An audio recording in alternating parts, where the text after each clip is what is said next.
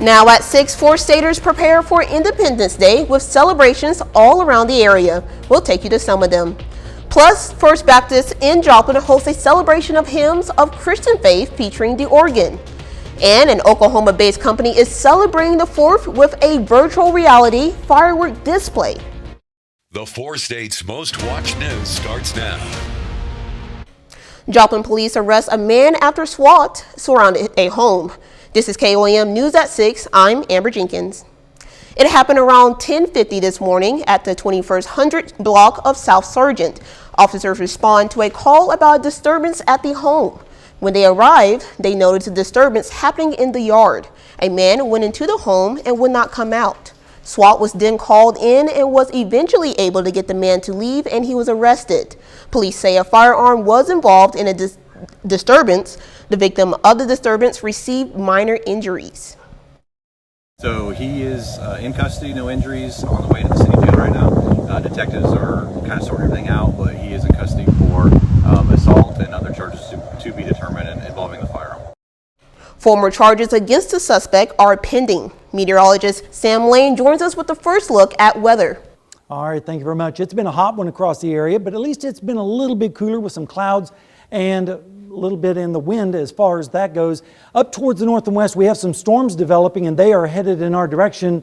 And as we go through the next 24 hours, we're going to be looking at the 4th of July forecast. If you're heading out anywhere, 69 in the morning, and in the afternoon 93 with a 20% chance of showers, mainly in the eastern sections, and then by fireworks time around 85 degrees. And looking down the lane, we have some good news in store. Holiday weekend is hot, but the drought continues, but we have increasing storm chances and a pretty good cool down is coming, and I'll tell you about that in just a little bit. It was a heavenly sound at a Joplin church this afternoon. The Joplin Area Organist Association hosts its 4th annual hymn festival today. The event allowed local organ players to show off their skills and gave the audience a chance to sing some of their favorite hymns. The audience also learned more about the instrument and the many sounds it produced. Fort Scott is putting on its 4th of July celebration starting this weekend. All events are open to the public, which includes guided tours, artillery shooting, and special events happening on the 4th. For me, it's about sharing the stories of our nation's heritage, helping people to connect to that heritage, and helping people to appreciate that heritage and to appreciate the freedoms that we've gained and not make mistakes in the past so we won't lose those freedoms. If you would like to attend the events at Fort Scott, their hours are 8:30 to 4:30 and all events are free.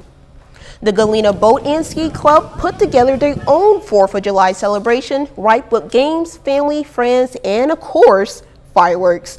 The celebration that the club members say it brings out the best in people. It's all family. Right. It's all family oriented. Yeah. Everything. We do everything for kids and our families. The Boat and Ski Club will have more events throughout the year. If you're interested, you can check them out on Facebook. With the 4th of July around the corner, lots of celebrations are set to kick off in the next few days. But yesterday, an Oklahoma City-based company will use virtual reality to offer a one-of-a-kind Independence Day celebration. Zach Rochelle reports. It's completely different being immersed. Let's say you want to celebrate the 4th of July, but big crowds, loud noises, and long lines aren't your thing. Well, now you can still partake in all of the fun without ever leaving your home, thanks to virtual reality. But they created them for purposes like socializing, or maybe to host events, or even product advertisement or training. William Kerber is the founder and CEO of Human Mode, an OKC-based technology company on the forefront of virtual reality. They have created a social media metaverse platform called Massive Loop, where you can join them in their celebration. And you'll see this world called the Freedom Fest world, which is kind of our tribute to the 4th of July. And we're going to have fun there. In the Freedom Fest world, you'll be able to experience the best of the 4th of July. From setting off fireworks, riding a jet ski and Ferris wheel, to playing games. They will even have a live comedy set from a comedian who will also be joining virtually. Wait, how do you do like the peace sign? And of course, I had to give it a try. Massive Loop just went public in March. Their Freedom Fest world took about a month to develop. Kerber says the world is a good example of how VR can truly give everyone the opportunity to experience things they might not have been able to in real life. There's a lot of opportunity for people that have sensitivities or even handicaps to experience entire, larger worlds than they might be able to in the physical world, where they might have limitations. He says as the technology continues to improve, he wants Oklahomans to know that advances are taking place right here in Oklahoma. We're working to make Oklahoma competitive in the metaverse early. Coming up, we'll take a look at the expected sales of fireworks ahead of the holiday. Plus, we'll hear from some firefighters in Illinois about the dangers of fireworks and what you need to know before shooting them off. Some good news if you're hitting the road this 4th of July weekend, you'll be paying a lot less for gas. Prices at the pump have taken an unprecedented plunge. A gallon of regular now costs $3.55 on average, according to AAA.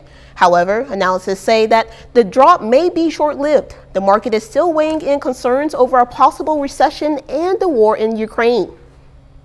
We are just a couple days away from celebrating an annual Ripa Summer, and we may see more fireworks set off than ever before.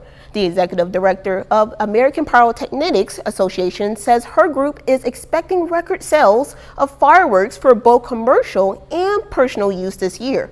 The commercial fireworks industry lost more than 90% of its business during the pandemic, but it's now bouncing back in a big way. Fireworks hazards are always a concern over the 4th of July weekend. 2 firefighters in Illinois know the dangers firsthand when their fireworks exploded in their hands, sending them to the hospital. Carolina Hazet reports. Nick Langrieb and Reese Mueller had to be taken to the hospital shortly after this video was taken on a windy night back in March. As soon as I took the lighter to the wick, everything kind of went white. Yeah. As in I was blind and deaf for about 10 seconds. Once I regained my vision back, I looked down at my hand and saw it was just a sea of red. The explosion causing Mueller's phone that he had in his hand to hit him in the face, causing a deep gash in his forehead. Once, obviously, I regained my vision back and my hearing, I then looked down at my hands and was like, okay, something bad happened. The two ended up having surgery on their hands, with some things not being salvageable. Issue with the firework injuries is that it's a big blast and it's a traumatic injury, and usually what it does is it causes kind of partial amputations. Even though they may still be intact, it's not getting blood flow out to the tips of the fingers, so they're not getting they're not salvageable. Winter says other common injuries he sees when it comes to fireworks include dislocations, fractures, and burn marks. He added that what a lot of people don't realize about fireworks is that they can malfunction at any time. Even when you think they're a dud and that they're not going to go off, we've had people who have picked them up in the park, not even their firework, and then it blows up in their hand. While both ended up having to go to hand therapy for their injuries, Langrieb still continues to go twice a week since he suffered more severe injuries. Everything happens for a reason. A whole lot of stars had to align for this to happen. I've seen people accomplish way more with a lot less. Oh yeah. Not that worried about it. They added that if you're planning to set off your own fireworks this year, make sure to follow the directions and get a longer fuse to light it from a distance. But most importantly, don't hold them in your hand. Wish someone told me that. Yeah. A little later, the 2023 MoKan Showdown kicks off in Pittsburgh. Brock Brawlidge will have that and more in sports. And we're started off hot with the holiday weekend, and we do have some cooler weather on the way, and I'll tell you all about it when we come back.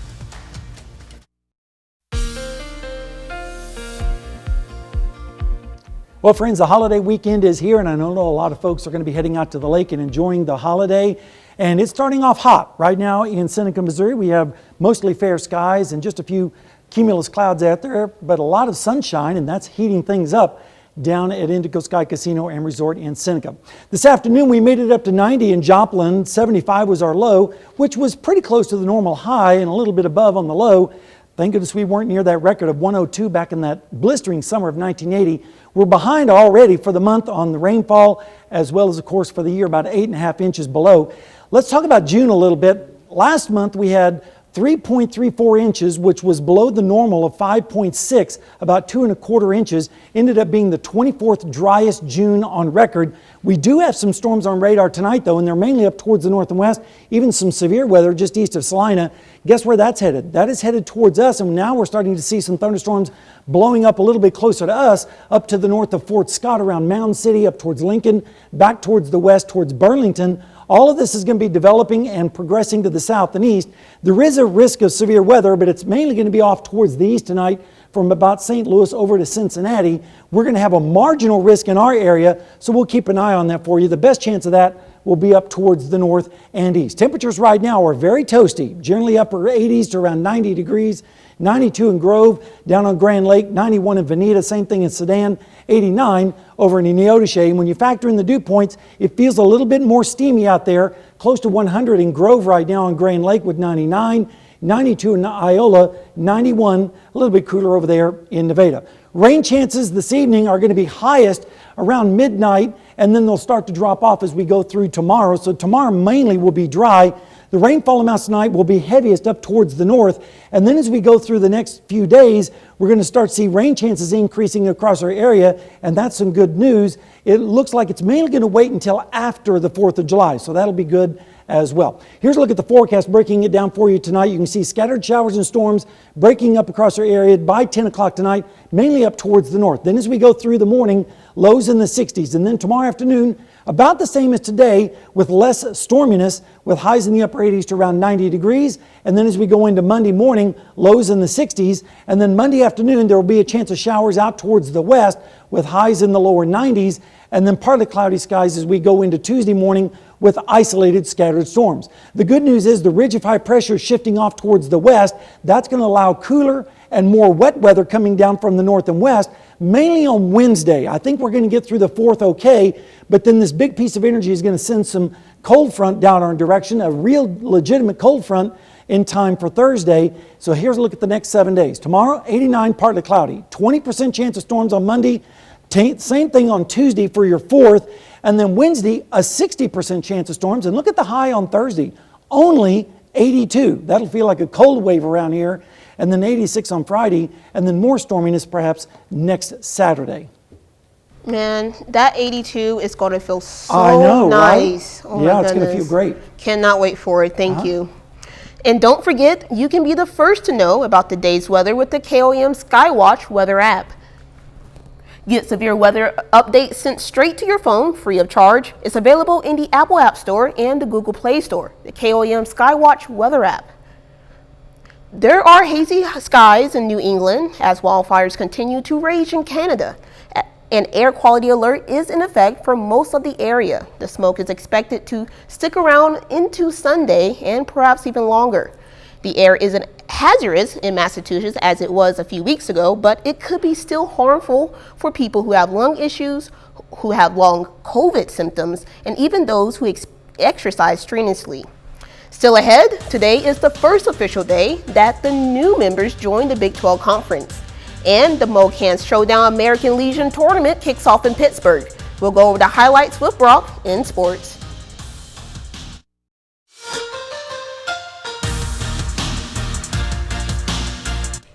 American Legion is hosting the MoCan Showdown this weekend in Pittsburgh. Half of the teams participating in the showcase show high school talent all over the southeast Kansas area. There's no interstate matchup in this tournament, so with that being said, it's Kansas teams versus Missouri teams, and may the best state win. Starting off with the early matchup this morning at 9 a.m., Chanute taking on Oak Grove. We pick things up in the second inning. Parker Manley on the mound for Chanute gets the strike 3 called there. Then in the 4th, big sweeping slider for the swing and the miss. And once again in the 5th, strike 3, Manley pitches 5 1/3 innings, only giving up 3 runs on the day. We were held scoreless until the top of the 5th inning. Oak Grove's Nolan Seifert gets an RBI base hit. Oak Grove scores first, up 1-0. Bottom of the 5th now, Chanute down 2-0.